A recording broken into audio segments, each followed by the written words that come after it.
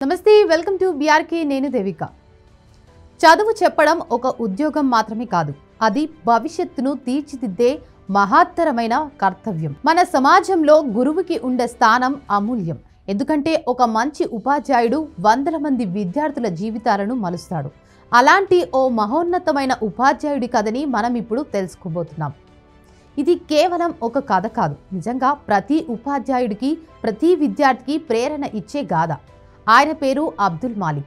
మలప్పురం జిల్లాలోని పడించెట్టుమురి గ్రామానికి చెందిన అబ్దుల్ మాలిక్ గారు ఒక గణిత ఉపాధ్యాయుడు. ఆయన పనిచేసే పాఠశాల ముస్లిం లోయర్ ప్రైమరీ స్కూల్, అది కూడా నది అవతల.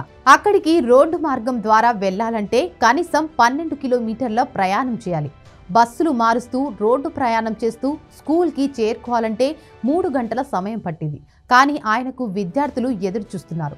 ప్రతిరోజు గణితం నేర్చుకోవాలని అందుకే ఒక నిర్ణయం తీసుకున్నారు. రోడ్డు మీద కాదు, నది దాటుకొని వెళ్ళాలి. ప్రతిరోజు ఉదయాన్నే లేచి తన పుస్తకాలు, భోజనం, దుస్తులను ఒక ప్లాస్టిక్ సంచిలో వేసి ఆ సంచిని టైర్ ట్యూబ్కి కట్టి స్వయంగా నది దాటుతారు.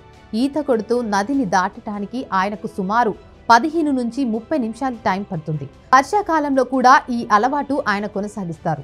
నీటి మట్టం పెరిగినా, గాలి బలంగా వీచినా ఆయన వెనక్కి తగ్గరు.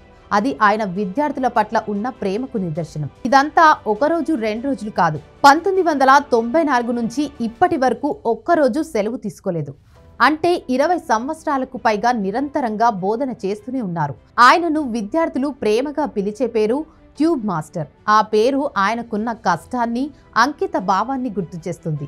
మాలిక్కి చదువు బోధించడం కేవలం పాఠ్యాంశం చెప్పడమే కాదు, ఆయన తన విద్యార్థులకు ప్రకృతిని గౌరవించడం, పర్యావరణాన్ని కాపాడుకోవడం కూడా నేర్పిస్తారు. ఆయనతో కలిసి విద్యార్థులు తరచూ నదిని శుభ్రపరిచే కార్యక్రమాలు నిర్వహిస్తారు. ప్లాస్టిక్, చెత్త, శిథిలాలను తీసేస్తూ మన ప్రకృతి మన ఆస్తి అని చెప్పి వారిని మంచి పౌరులుగా తీర్చిదిద్దుతారు. ఇక చదువులో కూడా ఆయన కఠినమైన శిక్షకుడు కాదు. 5వ తరగతి చదివితే పిల్లల నుండి 10 ఏళ్లు దాటిన పెద్దవారికి కూడా ఈత నేర్పుతారు. ఆయన బోధనలో ఎప్పుడూ పాఠ్యాంశం మాత్రమే కాదు, జీవిత విలువలు కూడా ఉంటాయి. ఆయన కృషి, అంకిత భావాన్ని చూసి స్థానిక విద్యాశాఖ అధికారులు కూడా ప్రశంసించారు. విద్యాశాఖ అధికారి రాజీవ్ ఒకసారి చెప్పారు, మాలిక్ సార్ బోధన పట్ల అంకిత భావానికి మాత్రమే కాదు, పర్యావరణం పట్ల ఆయనకున్న శ్రద్ధకు కూడా ఆదర్శప్రాయుడు. ఆయన కథ సోషల్ మీడియాలో వైరల్ అయింది. వార్తా సంస్థలు ఆయన కథను ప్రచురించాయి. దేశమంతా ఆయనను చూసి ఆశ్చర్యపోయింది. ఒక ఉపాధ్యాయుడు ఇంత అంకిత భావంతో పనిచేస్తారా అని. ప్రతిరోజు బస్సు ఆలస్యంగా వస్తుందని, ట్రాఫిక్ ఎక్కువగా ఉందని మనం పని తప్పించుకుంటాం. అయితే మాలిక్ గారు మాత్రం ప్రతిరోజు నదిని ఈదుతూ పాఠశాలకు చేరుకోవడం ఎన్నుకున్నాడు. ఎందుకంటే ఆయన కోసం ఎదురు చూసే పిల్లలు ఉన్నారు. ఆ పిల్లల భవిష్యత్తు ఆయన బోధనపై ఆధారపడింది. ఈ నిబద్ధత, ఈ అంకిత భావం చూసి ప్రతి ఉపాధ్యాయుడు ప్రేరణ పొందాలి. ఒక గురువు శ్రద్ధ, కష్టపడి బోధించడం వలన వందలాది పిల్లల భవిష్యత్తు ప్రకాశిస్తుంది.